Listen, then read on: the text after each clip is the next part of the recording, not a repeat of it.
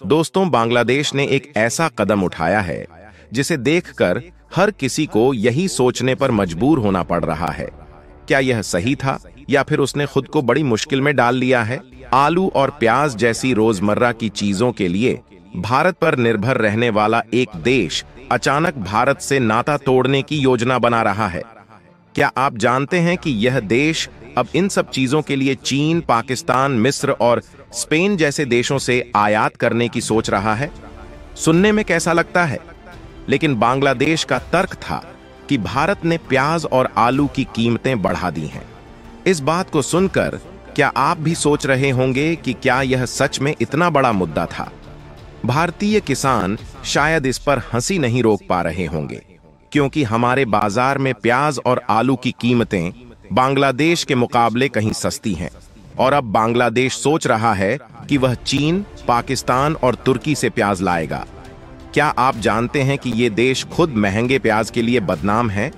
चीन में प्याज की गुणवत्ता खराब होती है, पाकिस्तान में प्याज की कीमतें इतनी ऊंची हैं कि वहां के लोग खुद परेशान हैं, और तुर्की में प्याज महंगा और कम मात्रा में उपलब्ध होता है। सोचिए, क्या बांग्लादेश ने इस सब पर कभी गहराई से विचार किया? लेकिन कहानी यहीं खत्म नहीं होती। बांग्लादेश आलू के लिए भी जर्मनी, मिस्र और स्पेन जैसे देशों का नाम ले रहा है। क्या आपको लगता है कि इन देशों से आयात करना उसे सस्ता पड़ेगा? क्या बांग्लादेश ने यह नहीं सोचा कि भारत से आयात करना कितना सस्ता और सुविधाजनक था?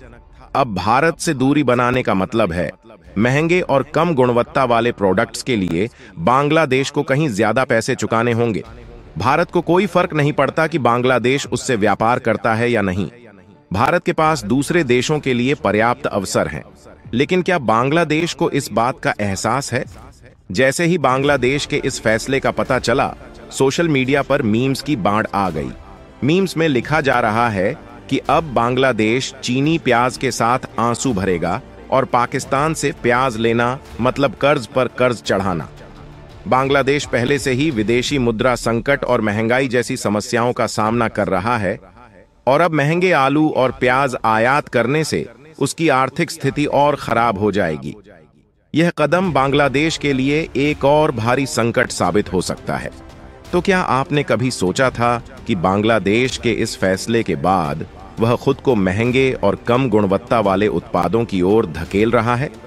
यह साबित करता है कि कभी-कभी गलत फैसले एक देश को न केवल मुश्किल में डाल सकते हैं, बल्कि उसे हास्यास्पद भी बना सकते हैं। बांग्लादेश ने भारत से नाता तोड़कर खुद को उन विकल्पों की ओर धकेल दिया है जो उसे महंगे और असंतोषजनक साबित होंगे। बांग्लादेश का यह कदम सच में एक दिलचस्प और चौंकाने वाला मोड़ है।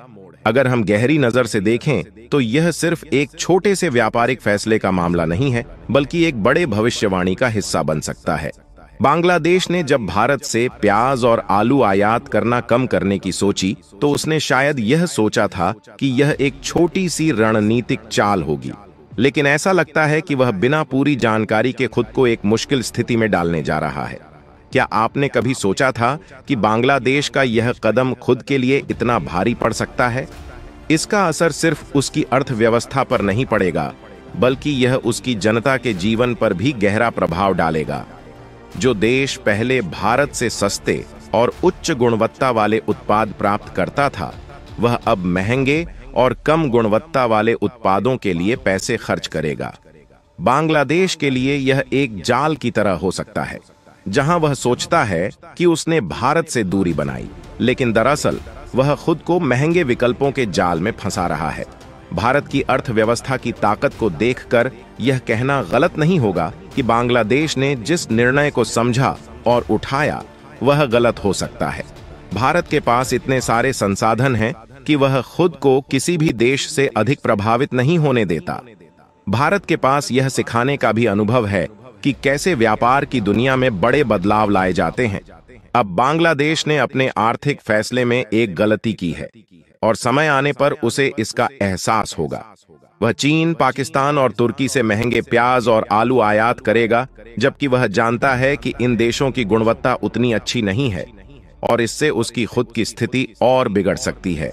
मजेदार बात यह है कि बांग्लादेश ने यह फैसला लिया, लेकिन भारत की शक्ति को कम आंकने की यह गलती बड़ी महंगी पड़ सकती है। भारत से अलग होकर बांग्लादेश अपने ही पैरों पर कुल्हाड़ी मार रहा है। यह स्थिति हमें यह सिखाती है कि कभी-कभी छोटे फैसले बहुत बड़े बदलावों का कारण बन जाते हैं। आने वाले समय में बांग्लादेश को शायद अपने फैसले पर दोबारा विचार करना पड़े, क्योंकि जब तक वह खुद को महंगे उत्पादों में फंसा देखेगा, तब तक उसे यह समझ में आएगा कि भारत से आयात करना ही सबसे सही था। इस फैसले का एक और दिलचस्प पहलू यह है कि सोशल मीडिया पर इसकी जबरदस्त प्रतिक्रिया आ रही है। मीम्स के जरिए लोग बांग्लादेश की इस गलती पर मजाक उड़ा रहे हैं, और यह मजाक उस समय बढ़ेगा जब बांग्लादेश अपने खराब फैसले को भुगतेगा। बांग्लादेश के इस फैसले का भविष्य में जो असर पड़ेगा, वह शायद अब से कुछ समय बाद और स्पष्ट होगा।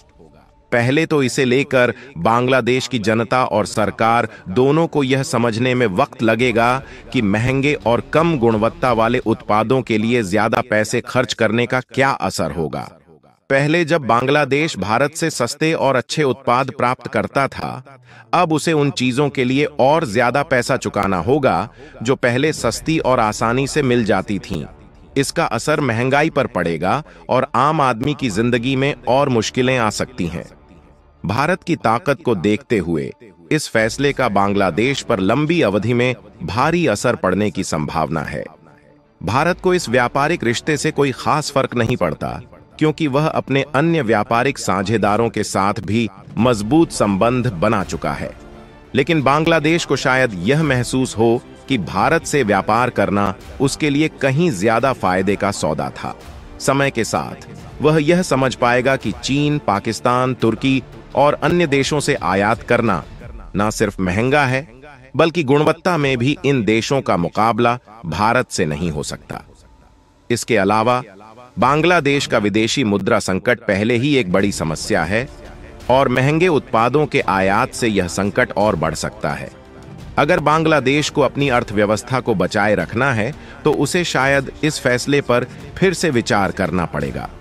इसका एक और पहलू यह हो सकता है कि बांग्लादेश को भविष्य में चीन, पाकिस्तान और तुर्की जैसे देशों से आयात करने पर गुणवत्ता से समझौता करना पड़ सकता है, जो उसे और भी संकट में डाल सकता है। इस पूरे मामले में बांग्लादेश के लिए सबसे बड़ा चैलेंज यह होगा कि वह किस तरह से अपनी गलती को सुधारता है। आने वाले महीनों में बांग्लादेश को यह समझ में आएगा कि क्या यह कदम उसे सही दिशा में ले गया या वह खुद को मुश्किल में डाल चुका है। बांग्लादेश को शायद जल्द ही यह एहसास हो कि भारत से व्यापार करना उसके लिए एक अधिक स्थिर और फायदेमंद विकल्प था। इस फैसले के बाद बांग्लादेश के पास दो रास्ते होंगे। या तो वह भारत के साथ फिर से व्यापारिक रिश्तों को सुधारने की दिशा में कदम बढ़ाएगा, या फिर उसे महंगे और कम गुणवत्ता वाले विकल्पों के साथ ही अपनी अर्थव्यवस्था को संतुलित करने का कठिन रास्ता चुनना पड़ेगा।